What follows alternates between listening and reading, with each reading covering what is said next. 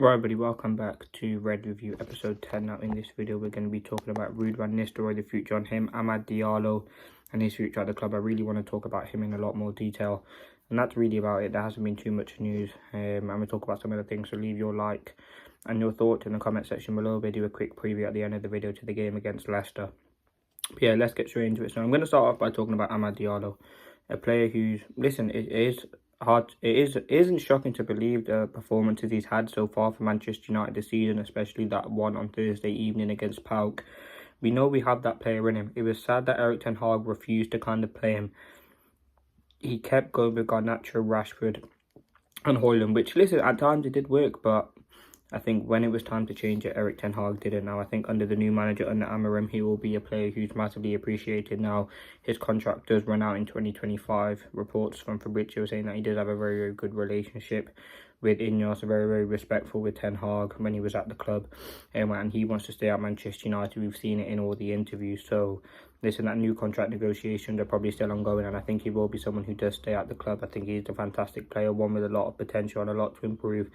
I think in the game against Leicester, he will be a player who should have a big impact. He is fit to play for the game, that's what we're hearing, and I think he will have a big performance for Manchester United. As I said, we have struggled attacking-wise and that sort of department. I think he can be the player to massively help this Manchester United team. I think he unlocks so many doors. He's so fantastically 1v1 and a very, very important part of what United are doing now. I think it's very important that United do get that new contract under the line. He's a very, very special talent. Obviously, he joined United a couple, 4 or 5 years ago, I think. And he's had some very, very good performances since joining. I think towards the end of last season, at the start of this season, he had one of the best times. He had one of the best pre-seasons. One of the best players at pre-season. And pre-season's always an opportunity for that one player. And it looked like it was Amad. This time he was fantastic in that. Now going on to the season, Community Shield, I think he was fantastic. Brighton, when he came on, he was fantastic. Even when we lost 3-0 to Liverpool, he came on and he was fantastic. Like, he's a very direct player. Someone that United have missed. He's that traditional winger that we need. He can put crosses in from deep, crosses in from wide. He come inside, cut inside and score from what we've seen. And he's just a very talented player at 22 years of age. He's one of the best, and he's one of those players, as I said, I think he will thrive under Amorim in that inside 10, on that right wing back role. Like, he's got that work rate, that effort, that intensity, and something that Manchester United have lacked over the years. And I'm very, very happy with Amad Diallo. I think a player for me who I've enjoyed watching at Manchester United. Now, I'm going to move on to Ruud van Nistelrooy. Now, should he stay at Manchester United? That ultimately is a big talking point. Listen, his last game is obviously Leicester tomorrow. It's going to be an emotional game for him regardless of the win. I mean, the run that he's had at Old Trafford was fantastic. All the games he played were at home, which was probably beneficial for him. Listen, he's a great sort of manager, man manager, and someone who I think can deeply work with that attack. But reports are suggesting, I think it was coming in from the Daily Mirror or Mail Sports, one of the two. I think it was Daily, no, it was Chris Wheeler from the Mail. He said that it's increasingly unlikely that Ruud van Nistelrooy will stay at Manchester United. Now, that is very, very disappointing. And I can understand the reasons why you wouldn't. As Amorim, he wants a new fresh start, new people coming in, and he wants his own idea on things. And I don't think he must not think it's beneficial to have Ruud about. But for me, I do. He's someone who stands the club, knows what it's like to play for the club. He's obviously got experience managing with the club. It could be hard for Amorim to settle in. It's relatively difficult to kind of adapt to a league, and Ruud will obviously help you in terms of specialising. He's the coach. He's still got 2 years left on his deal, so if he was to leave the club, would United have to pay him out? Do United want him to leave? In that fact, there's a lot of extenuating factors in this sort of thing, and I, as I said, would love Ruud to stay at the football club. I think he's really, really good and a very good impact. He speaks well in the role as interim. He's done relatively well as well. But again, it's up to Manchester United. It's up to Ineos on the decision that they will make. Do you think they want to keep Ruud? Honestly, I could not tell you. I think it's very, very interesting though to say whether Ruud will stay or not. I think concluding his time at United would be positive. Obviously, he did come under Ten Hag, and it would be a very short stint if he was to leave. I mean, he came in the summer and would be gone before December. Obviously, Amorim, I'll talk about that as well. Amorim era begins on the 11th, which is Monday. That'd be great. You'll probably see official interviews, pictures, all of that when he does arrive on Monday. And we'll bring that content to you as well. A very, very good manager, and I'm very excited that era will begin. And it's all about supporting the manager, supporting the players, and really hoping he can get the best out of this Manchester United squad that has struggled. Obviously, we've seen he beat Man City during the week, which was absolutely fantastic. It's another opportunity, a big opportunity for him.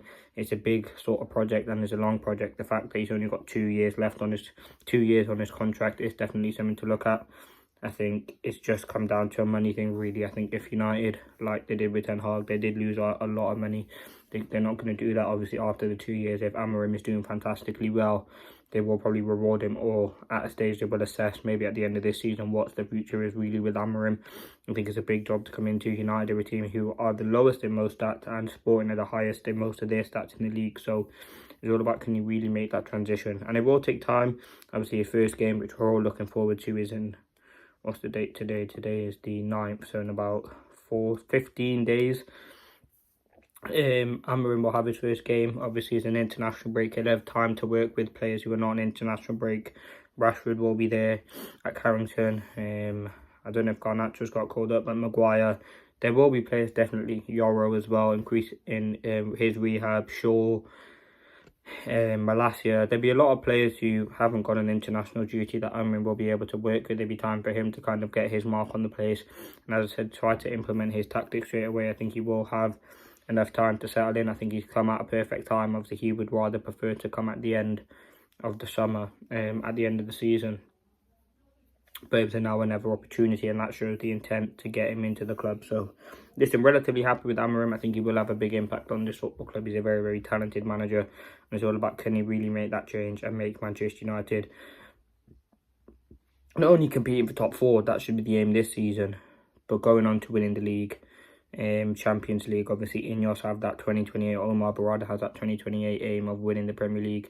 Is that something realistic? We'll have to wait and see how we go on. But listen, we'll have to wait and see. First 5 games we can really assess. First game we'll be able to really see whether Amorim, well, not actually at the first game, but we'll be able to see what his vision is and what he's really trying to do with the club. Obviously, we've got to give him time. He has got some tough games. He's got, I think, Arsenal in his first 5. Some tough Europa League games, Carabao Cup quarter-final in there. There definitely are many opportunities for him to win trophies this season, whether that be Europa League, top 4. Obviously, that's not a trophy, but that's a huge thing to get United in the Champions League, Europa League, FA Cup, Carabao Cup. There are multiple opportunities for him. And if he can get a trophy in his first season, like Ten Hag, yes, Ten Hag did do that. But we're just giving them that little bit of confidence, a little bit of settle in, and a bit more. I just give him that feeling that he can definitely go on and win things. And there definitely are trophies you can win. As I said, they ain't like Tottenham are a tough team to play in the Carabao Cup, but it's a game that on paper we should be winning. Now that's in 19th of December, I believe, so that's still a couple of weeks away. You've got big games. Like, listen, Amorim's not going to win every game, but what we can try, we want to see a vision. Listen, we got Anfield away at the start of the year. Next year, we want to really see a vision of impact on what he can do at Manchester United. And as I said, I'll quickly look at his first 5 games. I'm sure it's like Ipswich, someone else, Everton, something like that. I'll check now. So Amorim's first 5 games at Manchester United will consist of obviously Ipswich away from home on the 24th, Bodo Glimt on the 28th, at home, Everton at home on the 1st of December, Arsenal away on the 4th of December, and then Nottingham Forest are obviously flying on the 7th of December. So first 5 really tough games. Obviously, it's going to be a game every sort of 2-3 days, or 2 games a week pretty much, for the next couple of months really. So he may take time to adapt. I think Amorim's got to look at his team and say, really, what can he do? Can he challenge, or will he struggle to challenge? He's obviously got to come in and assess the sort of players. We might not see the 3-4-2-1 or the 3-4-3 or the Amorim fluid high press football straight away. That will take time to implement. Remember, the players are still kind of in tune with the Erik ten Hag way of playing. But again, it's huge for Manchester United and it's huge for Ineos and Amorim to do that. He's got to get his style in immediately straight away, and he's got to make sure that the players are biding in, which most of them look very excited to work on them and really get that change. Because listen, we saw Ten Hag, he could do it at Ajax. He couldn't get to play in the Premier League. He said it's totally different, and Amorim will have to change the way that he plays. And then the way that he plays in Portugal is obviously very different to the way that he plays in the league. But yeah, that's it on Amorim. I'm going to do my topic videos anyway throughout the week, but that's it on Amorim. Now lastly, I want to talk ahead of the game versus Leicester. Big game. Ruud final game, opportunity for 3 points. A game we cannot afford to lose. Obviously, we got a draw last week against Chelsea. This is a must-win game on paper. Listen, we dismantled we beat Leicester by 5 goals to 2 in the Carabao Cup. We got to look out for their threat from set pieces, the threat that they have. I think you look at the sort of team Ahmad has to come in, which I talked about in my preview, so check that out. I think it will be a very fascinating team game. It's a game we should be dominating possession, a game we should be winning, and ultimately for Ruud to kind of finish maybe what will be his last game at Manchester United, it will be much better to go out with a win than a loss. And listen, I'm predicting a win. I'm hoping United could keep a clean sheet as well, get some momentum and increase the confidence of these sorts of players, because that's what ultimately it is about. Listen, let me know your thoughts. This has been the Red Review episode 10. Stay tuned for all the videos coming out as we bring them to you. Thank you for watching. Hope you did enjoy. Let's see what happens. Amorim is going to be exciting. You'll see a lot of content coming around Amorim. And from all the fan channels, to be fair, there's some good fan channels out there. It's a big week. We've obviously got the international break, which is an opportunity for kind of to go through the Amorim sort of stuff, tactics and all that. And yeah, let's see how it goes, really. Please do subscribe, though. We're not far away from 2,500 subscribers. That'd be great to hit. And ultimately we move. Manchester United, they face Leicester, the match reaction and all that sort of stuff will be coming. Press conference previews already out on the channel. Let's see what happens, man, going forward. Big opportunity so for Manchester United. Thank you for watching. Hope you did enjoy. Peace.